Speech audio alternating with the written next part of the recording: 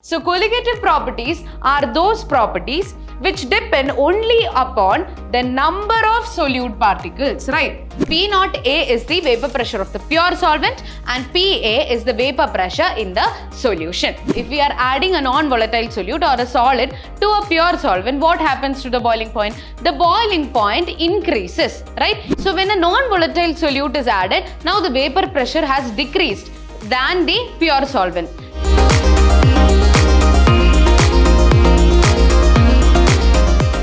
Hello everyone, this is Ambli Unnikrishnan from the Department of Chemistry, Vidhyaashram School of Excellence, Mysore. So today we are back with session 5 of the chapter Solutions.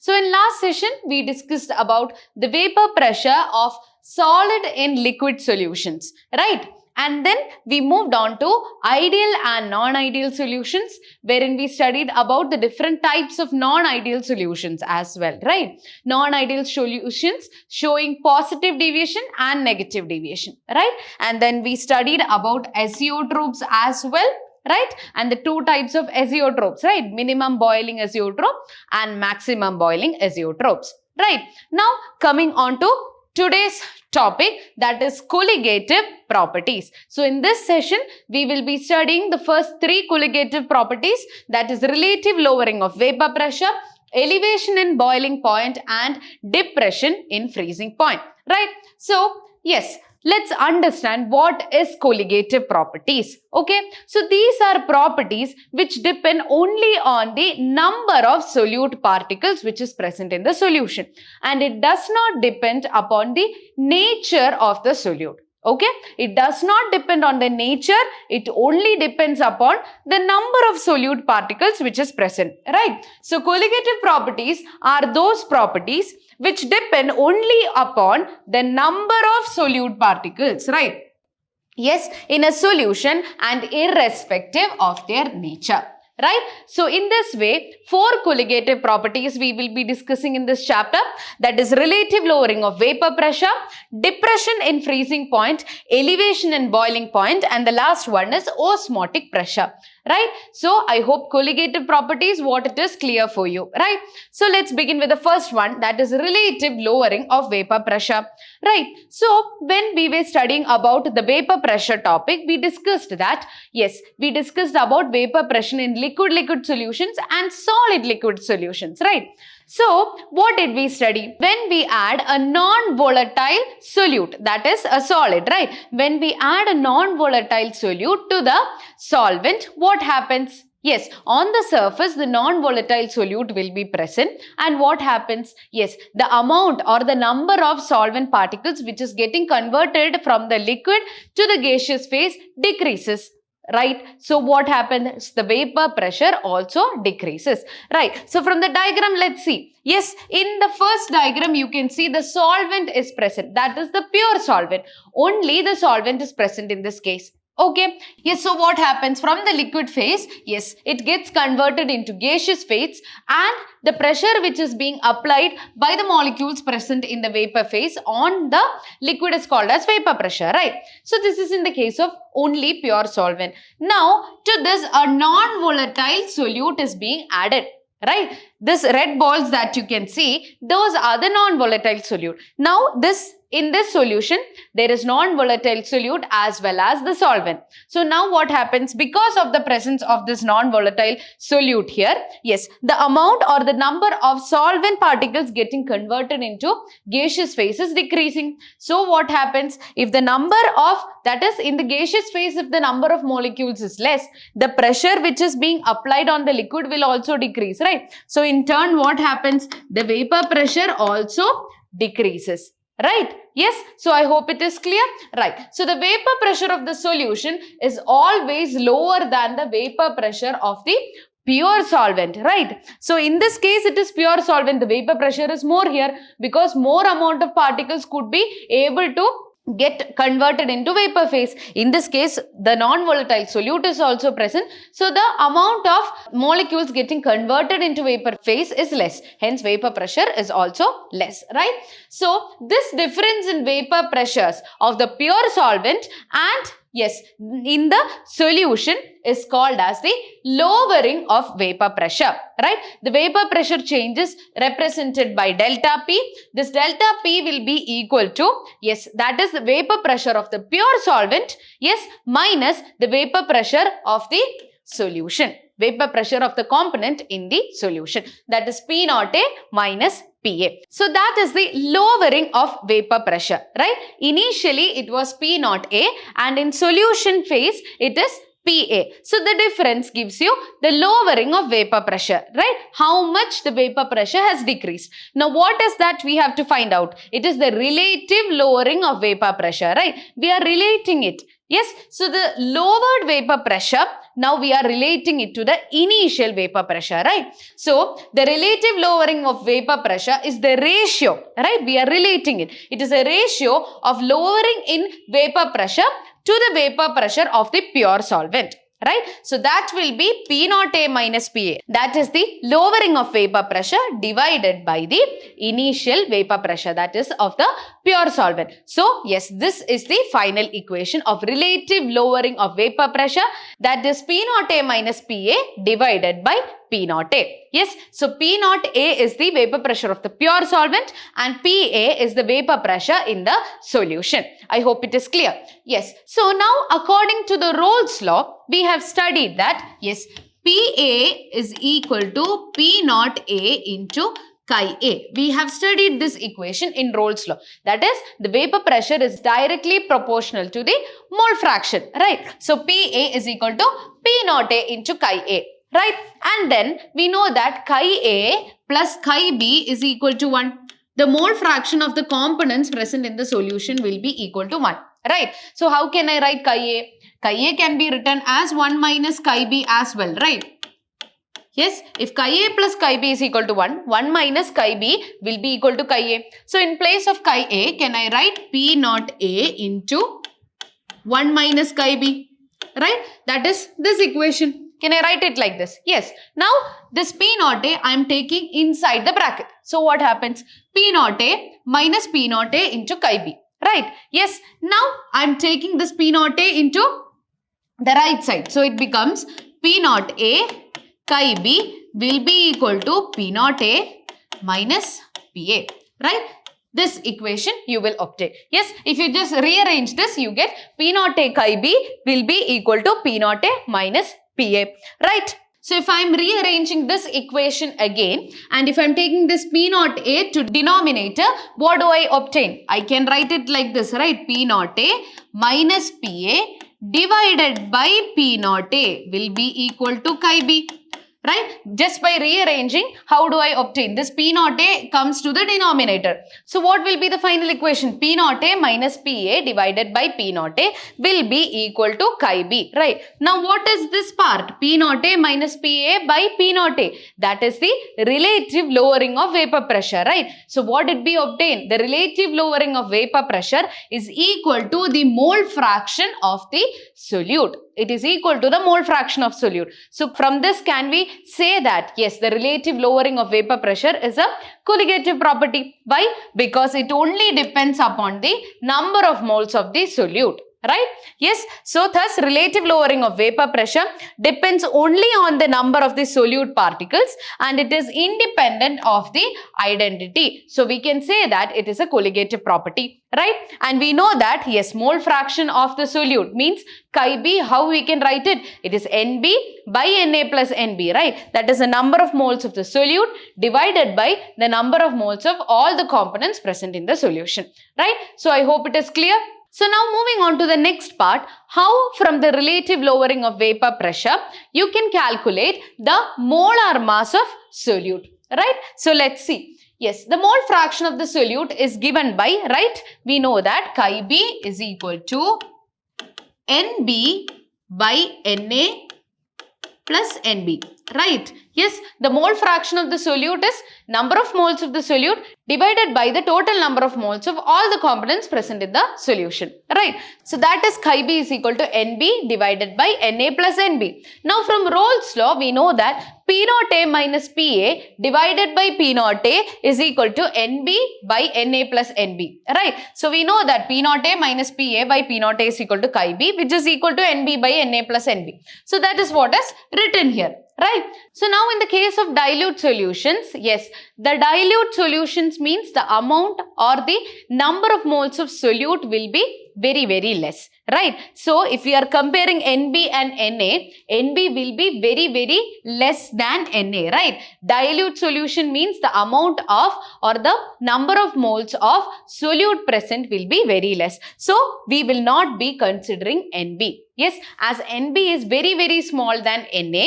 Yes, that is the number of moles of solute is very less than number of moles of solvent. We won't be considering NB in the equation. So how does this equation become now? P naught A minus PA divided by P naught A will be equal to NB by Na. We cancel out this NB. Right? So what is NB? NB is number of moles of solute. NB will be equal to, yes, how do you calculate number of moles?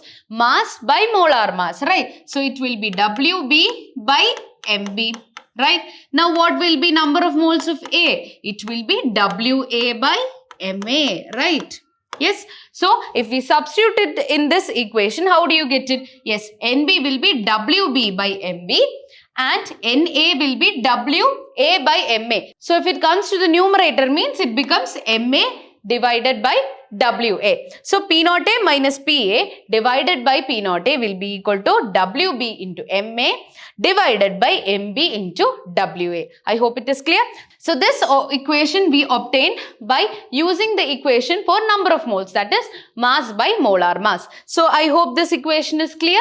So if you have to calculate the molar mass, which is the molar mass here, it is Mb, right? If you have to calculate the molar mass of the solute, Mb will be equal to, you can just rearrange this equation. So that will be Wb into Ma into P naught A divided by Wa into P naught A minus Pa. Yes, I hope it is clear. So that is how you can calculate the molar mass from the relative lowering of vapor pressure. So we are moving on to the next colligative property, that is elevation in boiling point. Okay.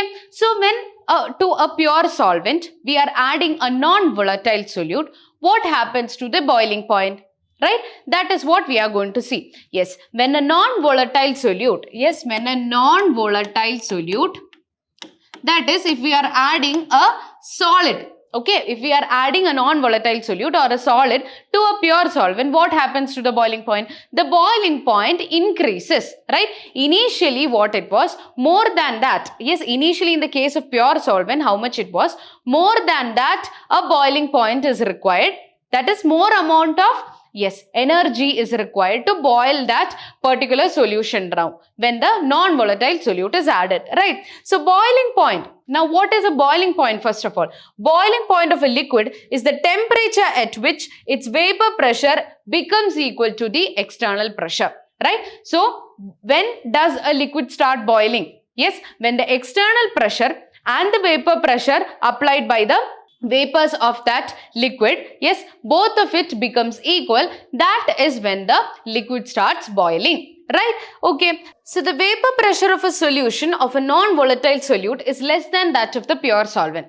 So just now we studied what happens to the vapor pressure when a non-volatile solute is added. Yes, when a non-volatile solute is added, yes, the vapor pressure of the solution decreases, right? Yes, that is what we studied under relative lowering of vapor pressure. Right? So, the vapor pressure will be less than that of the pure solvent. Right? Yes. Therefore, higher temperatures is required to make the vapor pressure of the solution equal to the external pressure. Right? So, there is a particular temperature at which the external pressure and vapor pressure of the solution becomes equal. That is when the boiling takes place. Right? So, once the non-volatile solute is added, yes, now the vapor pressure has decreased.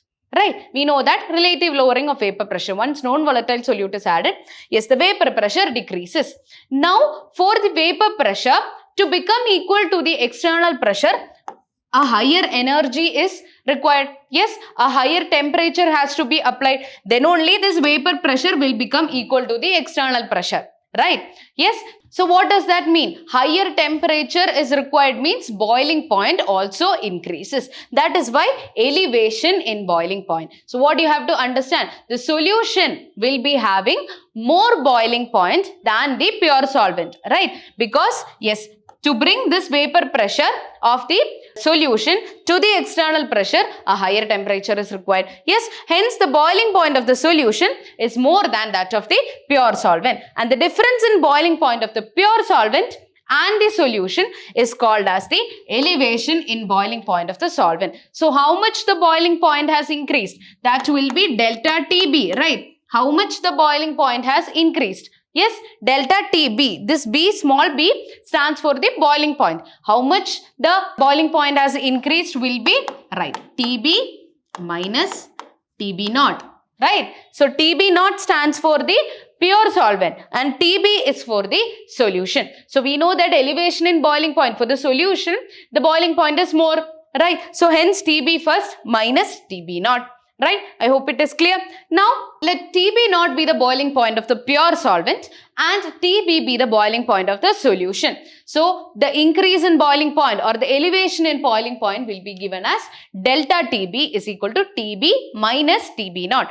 TB is written first because, yes, the solution is having more boiling point. Right? And where delta TB is known as the elevation in boiling point. Right?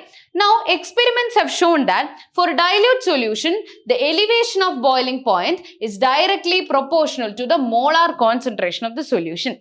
So, experimentally it was found that the elevation in boiling point is directly proportional to the molar concentration of the solution. That is, it is directly proportional to the molality.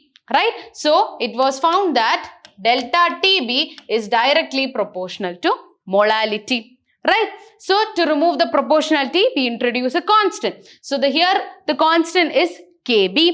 Now, Kb is called as molar elevation constant or ebullioscopic constant, right? So, how does the equation become? It becomes delta TB is equal to Kb into m, where Kb is the ebullioscopic constant or molar elevation constant, right?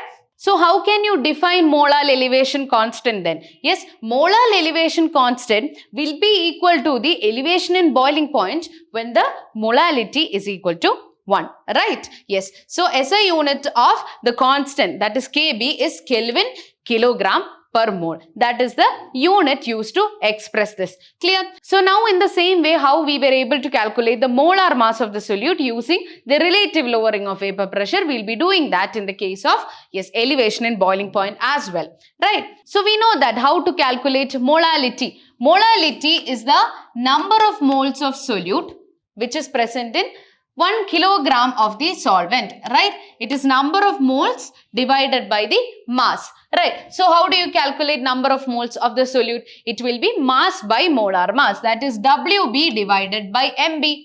Yes, and what is else in the denominator? It is the mass of the solvent, that is given by WA, right? And this 1000 is present here to convert it into liters. Right? So, WB into 1000 by MB into WA. That is the equation for molality. Right? So, now we are going to substitute it here. We know that what is the equation? Delta TB is equal to KB into M. Right? So, in the place of M, we will be substituting this equation. So, that becomes delta TB is equal to KB into WB into 1000 divided by MB into WA. Right? So, how you can calculate molar mass of the solute then? Yes, by rearranging it, you can bring the MB here. So, MB will be equal to KB into WB into 1000 divided by delta TB into WA. Yes, so this is the equation that you can use to calculate the molar mass of this solute. Right? So, I hope it is clear. Right. Now, moving on to the third one, that is depression in freezing point. So, what is depression in freezing point? We studied about relative lowering of vapor pressure, elevation in boiling point. Now, depression in freezing point. Yes, so when a non-volatile solute is added to a solvent, what happens? The freezing point decreases. Right? That is, the freezing point of the solution will be less than that of the pure solvent. Right? So, let's see. Now, what is freezing point first of all? Freezing point of a liquid is the temperature at which vapor pressure of the solvent in its liquid and solid phase becomes equal. That is, the vapor pressure of that particular liquid in its liquid and solid phase becomes equal, right? So that particular temperature is called as the freezing point of the liquid, right? So as we know that the vapor pressure of solution containing a non-volatile solute is lower than that of the pure solvent. We know that what happens when a non-volatile solute is added to a solvent, the vapor pressure decreases, right? So this decrease in freezing point of a liquid is known as depression in freezing point. Yes, so when a non-volatile solute is being added now, okay, now what happens? The vapor pressure, initially it was here, when the vapor pressure in liquid and solid phase, it was equal, the temperature was here. Now what happened? A non-volatile solute is added. Yes, the vapor pressure decreases. We know that. Now for this vapor pressure to become equal to the, yes, that is in solid and liquid phase, it must become equal, right? So that means, yes, the freezing point must decrease. Right. So this difference in freezing point is called as the depression in freezing point. Right. So what you have to understand, when a non-volatile solute is added, the solution will be having less freezing point than the, yes. So what you have to understand, when a non-volatile solute is added to a solvent, yes, the solution will be having less freezing point than the pure solvent. Right. Now, coming on to the equation for it. Now, the depression in freezing point, that is, yes, the change in the freezing point is given as delta TF is equal to TF naught minus TF. Right? So, for the pure solvent, the freezing point will be more than the solution. That is TF naught minus TF. Right? Now, same way, experimentally, it was found out that, yes, that is, the depression in freezing point is directly proportional to the molality.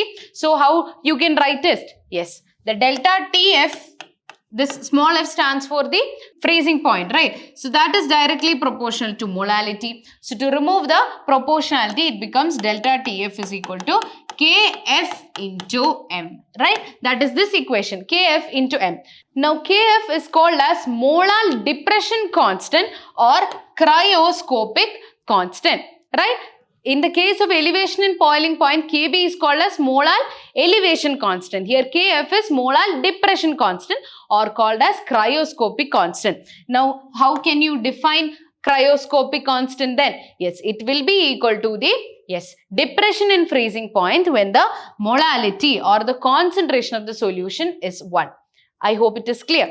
Right. Now, the same way how you can calculate the molar mass of the solute using this equation. Let's see. Yes. So, how do you calculate molality? We already know, right? Molality is number of moles divided by mass. So, how you can expand and write the number of moles? It is mass by molar mass of the solute, and here the mass of the solvent, and this 1000 to convert it into liters. Now, we are going to substitute in the equation delta TF is equal to Kf into M. So, in the place of M, you can substitute this. So, the equation becomes delta TF is equal to Kf into WB into 1000 divided by MB into WA. Now, how you can calculate molar mass? Yes, you just have to rearrange it. MB will be equal to Kf into WB into 1000 divided by delta TF into WA. So, these are the first 3 colligative properties, that is relative lowering of vapor pressure, elevation in boiling point and depression in freezing point.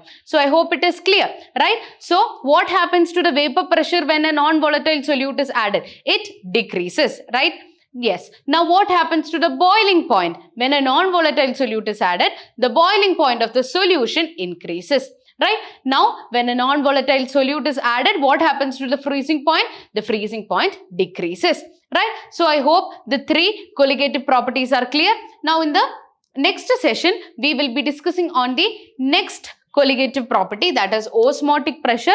Yes, before that we will be discussing on the topic osmosis as well, and then we will move on to reverse osmosis, and the last topic is abnormal molar mass. So, I hope what and all we have discussed in this session is clear for you. So, that's all for today. Thank you.